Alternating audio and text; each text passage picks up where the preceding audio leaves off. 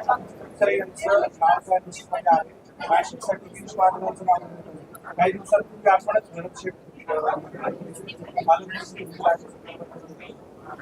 आज जी यादी प्रसिद्ध झाली पालकमंत्र्यांची यादी प्रसिद्ध झाली. तर ध्वजारोहण प्रत्येक जिल्ह्यामध्ये कोण कोण कुठे करणार आहे याची यादी प्रसिद्ध झालेली आहे. आणि मागची देखील यादी हीच होती. मागच्या वेळी देखील रायगडला ध्वजवंदनासाठी आदित्य तटकरेंची नेमणूक करण्यात आली होती आणि नाशिकला गिरीश महाजन साहेबांची करण्यात आली होती. याचा अर्थ नाशिकचा पालकमंत्री जाहीर झालाय किंवा रायगडचा पालकमंत्री जाहीर झालाय असं कुठेही वाटून घेण्याची काही आवश्यकता नाही. ही झेंडा वंदनासाठीची यादी आहे. आणि आजही मी रायगडच्या विषयावर ठाम आहे की पालकमंत्री करत असताना आमच्या भरत शेठ गोगावलेंचा विचार झाला पाहिजे आणि नाशिकचा विचार करत असताना दादासाहेब भोसेंचा झाला पाहिजे.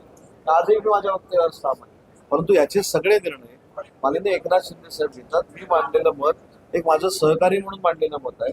आणि आजची यादी जी आहे ही पालकमंत्र्यांची यादी नसून रायगड आणि नाशिकची यादी ध्वजवंदनासाठी कुठच्या मंत्र्याला नेमलेला आहे त्या मंत्री महोदयांची यादी. रोकठोक महाराष्ट्राला सबस्क्राईब करा आणि बेल आयकॉनवर क्लिक करायला विसरू नका.